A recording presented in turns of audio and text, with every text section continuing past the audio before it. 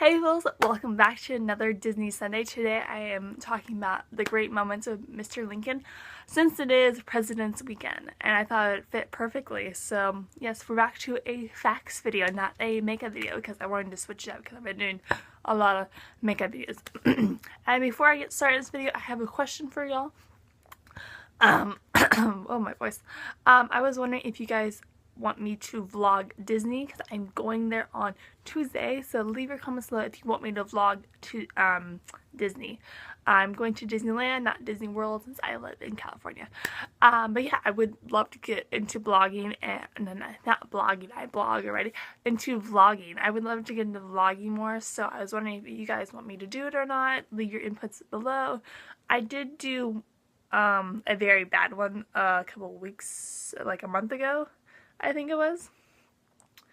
It was basically just snippets of my Disney vacation. There's a couple rides, there's a couple me and my sisters hanging around and everything, but I want to improve on that, so as I more and more vlog, I get better and better at it. So let me know if you guys want to see that. So let's get into this. I will be looking a little bit above because I have all my notes just in case I forget something. So the Great Moments of Mr. Lincoln is located on Main Street. It is on the right hand side and right through the right hand side tunnel. Go through tunnel, and it's about 3 buildings down on the right. It's on the Opera House. You will see it has a great red and gold sign with this. It's a Great Moments of Mr. Lincoln. You go inside the lobby, and there is either all of Disneyland and everything, all the mini figurines of Disneyland, all that, how it's set up, how it was supposed to be back in olden days. And then there are a few things about the Civil War and Gettysburg and all throughout what Lincoln went through during his presidency. The Opera House for that holds Mr. Lincoln is actually one of the first buildings that was constructed at Disneyland.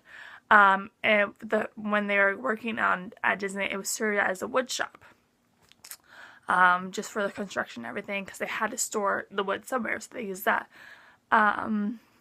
It was put into various uses during the ages, like to bring in movies or cartoons to the audience and everything. And then in 1964, Walt Disney, Disney Pictures and Walt Disney Studios and everything, did a Great Moments of Mr. Lincoln as a show for the state of Illinois at the 1964 World's Fair in New York City. The show was so popular that they had to move to Disneyland. Sorry, I keep saying I do this thing all the time. The show opened on July 18th, 1965. And then it remained essential until it closed in 1973. The Walt Disney Story is just now exhibit area in the Opera House, like I say, the Walt Disney Story, as he was trying to make Disneyland. But that opened on April 8th, 1973. It actually took over the whole building to represent the film of Walt Disney. Guest reaction wasn't great, and in 1975 there were 2 mixed things to the lobby, one about Disneyland, one about Mr. Lincoln's presidency. And then they ended up going back to Mr. Lincoln in 1985. The back area of the lobby is where you'll see all the Mr. Lincoln stuff, all the Civil War, Gettysburg, and all during his presidency, how he grew up in Missouri and everything like that. And then the front of the lobby is all the Disneyland stuff and Walt Disney Story and all that. There is actually a model of the U.S. capital city in the back of the lobby if you want to see that. It's really cool. If you've never been to D.C., it's really cool to see how it is and everything, so you actually get to see a look and everything. And then in 2001, when the show was modernized and the sounds through headphones were added, which I think is really cool, because like when the hair clip, when he's getting his hair cut, you like feel it, like, oh my gosh, I'm actually getting my hair cut. No, it's actually weird. And then early in 2005, both attractions were closed for the first 50 magical years of Disney, as part of the 50th anniversary. So yeah, and then I'm like looking at it, I can't see. And then I think it says 2009, Mr. Lincoln was officially put back.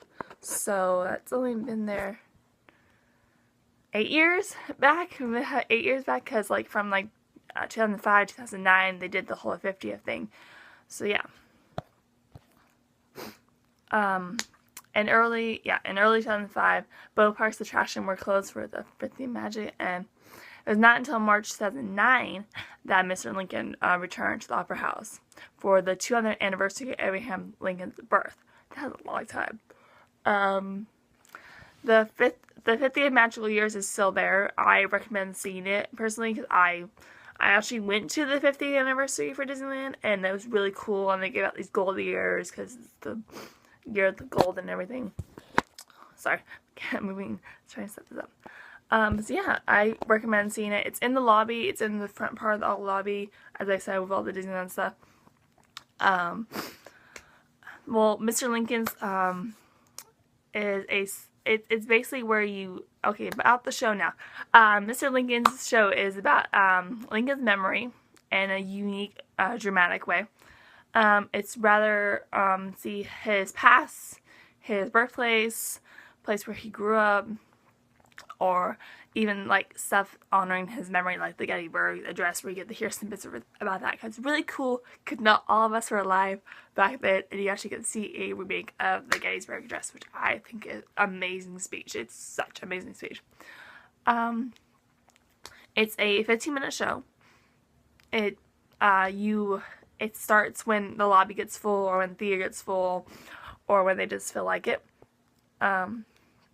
Yeah. I think it's definitely a go-to show to see if you want to see shows. I definitely recommend this show. I just, again, with the hair clipping part, it's like my favorite part of the movie, of the show. It's just like, I don't know, it's cool, and it's like if you ever see the Bugs, It's Tough to Be a Bug, Bugs Life show. It's kind of like that, where they have interactives and the seats move and like you jump and like, oh my gosh, something's actually like touching me. Everything goes, it's like, yeah, it's cool.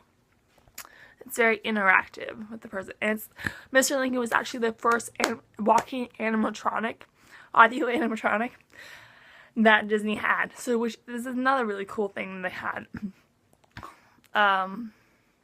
He has the ability to purse his lips, smile, grimace, and use his eyebrows to enhance his emotions, which is really cool. So it makes him even more lifelike. The show features a short audiographical film about Lincoln and Lincoln's speech. As I said, there is a lack of change in Lincoln's voice that has caused some criticism in recent years, but we don't really know what his voice sounded like. Really, we don't know, like, on key. We get as close as we can, you know. Some historians claim that Lincoln's voice could be described as a high tenor. We don't really know because we weren't there, and he spoke with an Indiana accent. The voice used in the show, however, is very different from this description, which this makes active disorient Lincoln's memory. The average Disney goer probably would not know that, and that they were hearing an inaccurate version of Lincoln's voice and walk away from the show. It is inaccurate, but we can't guarantee necessarily say that, because we don't know. We never were there. None of us alive right now were there when Lincoln was president, so we can't really say that it's inaccurate because we weren't really there. We can guess, we can have a theory to it, but it doesn't mean it's always right, you know.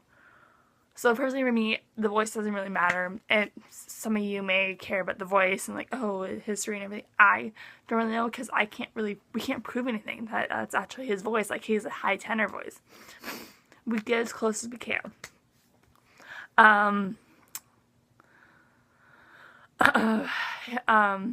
Well, this also brings another thing for history question mine. Is Disneyland an official institution on some level the memory sites and creates could be considered official memory. Disney's film. Well, and then I'm reading some notes that person read. They go back to Pocahontas, for example. Like, the history is not right for Disney. But Disney is known for having romances, and they couldn't really do a romance with Pocahontas because they didn't get the right on the first one, but they got it right in the second one. She does end up marrying John Rolfe in the movie. And I'm going off topic, but this is about the whole Disney thing and people being like that hurt and everything. But yeah, it goes back, but she ends up marrying John Rolfe, and she does die and everything. She did meet John Smith, but she was very young. She was not her normal self that you see her in the movie. But yeah, so yeah, for all you haters, she ends up with John Rolfe, which they put in the second one. So they actually kind of got it right, but not really. I know, but it's Disney, and they try to do the love triangle and everything. So yeah. What do you guys think of Great Moments of Mr. Ling? What is your favorite part? I've shared my favorite part. I like the hair clipping part, which is also my favorite. Has been since I was little. Have you guys seen it? How many times have you seen it? Have you never seen it? I suggest if you've never seen it, go see it when you go to Disneyland. And I will see you all next Sunday for another video. Bye, you fools.